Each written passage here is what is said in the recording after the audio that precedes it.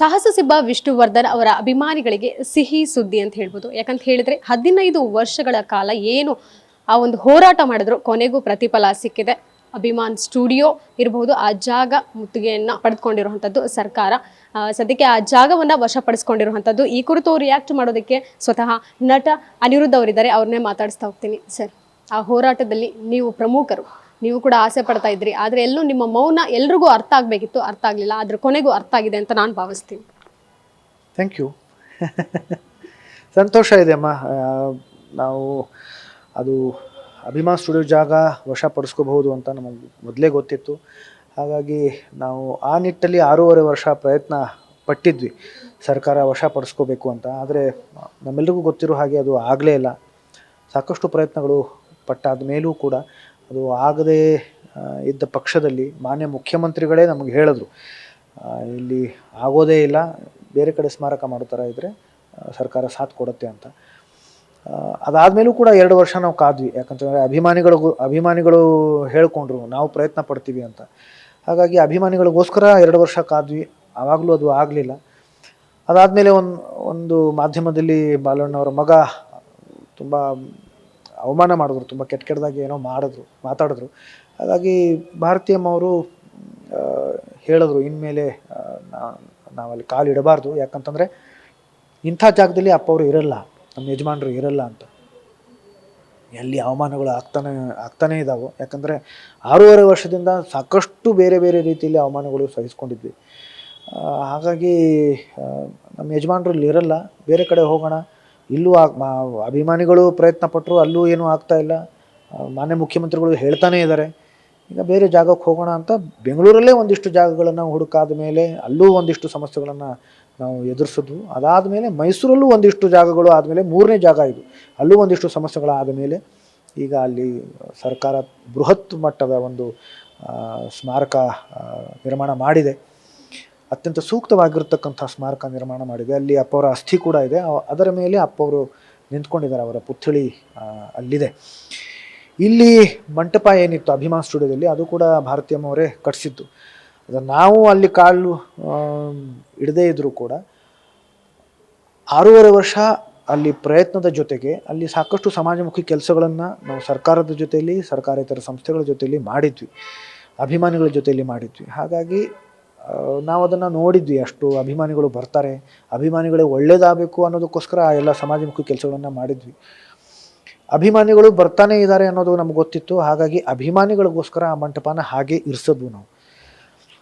ಈಗ ಅದು ತೆರವುಗೊಂಡಾದ ಮೇಲೆ ನಮ್ಮೆಲ್ರಿಗೂ, ನಮ್ಮ ವೈಯಕ್ತಿಕ ಕುಟುಂಬಕ್ಕೆ ಮತ್ತು ನಮ್ಮ ಬೃಹತ್ ಕುಟುಂಬಕ್ಕೆ ಅಂತಂದರೆ ನಮ್ಮ ಅಭಿಮಾನಿಗಳ ವರ್ಗಕ್ಕೆ ತುಂಬ ಅದು ನೋವು ಉಂಟಾಯಿತು. ಈಗ ಅದು ಸರ್ಕಾರ ವಶಪಡಿಸ್ಕೊಂಡಿದೆ. ಹಾಗಾಗಿ ಅರಣ್ಯ ಇಲಾಖೆ ಅಂತ ಘೋಷಣೆ ಮಾಡಿದೆ.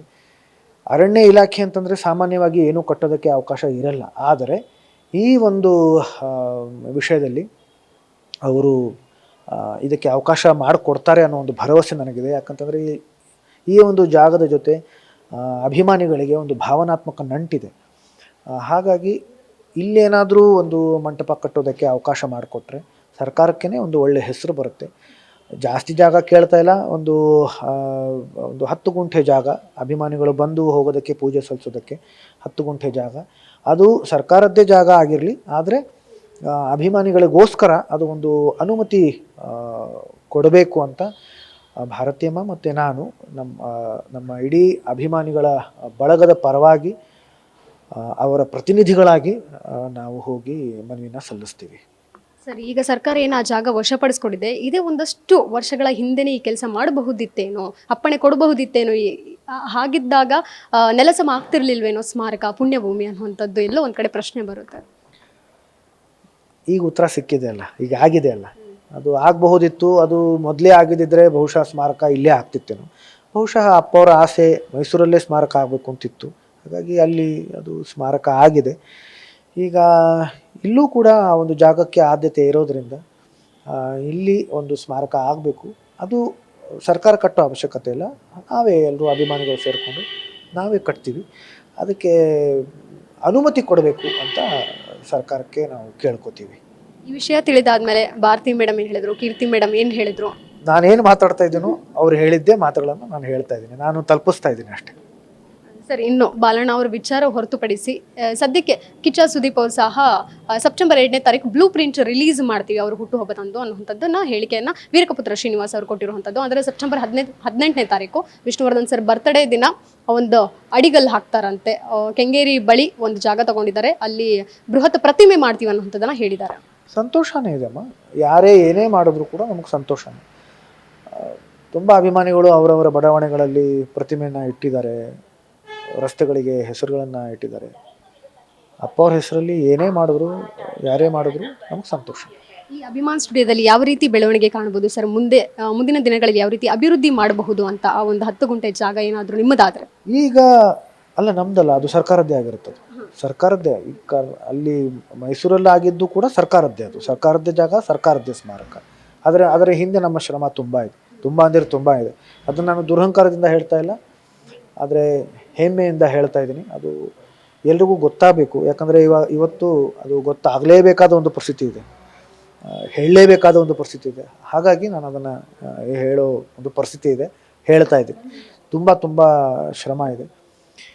ಇಲ್ಲಿ ದೊಡ್ಡ ಪ್ರಮಾಣದಲ್ಲಿ ಸ್ಮಾರಕ ಕಟ್ಟೋಕ್ಕಾಗಲ್ಲ, ಅಥವಾ ದೊಡ್ಡ ಪ್ರಮಾಣದಲ್ಲಿ ಮಂಟಪನೂ ಕಟ್ಟೋಕ್ಕಾಗಲ್ಲ. 10 ಗುಂಟೆ, ಕೇವಲ 10 ಗುಂಟೆ ಜಾಗ ಅಂತಂದರೆ ಹೋಗಿ ಬಂದು ಪೂಜೆ ಸಲ್ಲಿಸೋದಕ್ಕೆ ಅಷ್ಟೇ ಜಾಗ. ಹಾಗಾಗಿ ಮೊದಲು ಯಾವ ರೀತಿಯಲ್ಲಿ ಒಂದು ಮಂಟಪ ಇತ್ತು ಅದೇ ರೀತಿ ಒಂದು ಮಂಟಪ ಕಟ್ತೀವಿ. Thank you so much sir. So ಇದೆಷ್ಟು ನಟ ಅನಿರುದ್ಧ್ ಅವರ ಮಾತಾಯಿತು. ಕ್ಯಾಮ್ರಾ ಪರ್ಸನ್ ಪೃಥ್ವಿ ಜೊತೆಗೆ Keerthi Patil, guarantee news, Bengaluru. Guarantee news, ಸುದ್ದಿ ಖಚಿತ, ನ್ಯಾಯ ನಿಶ್ಚಿತ.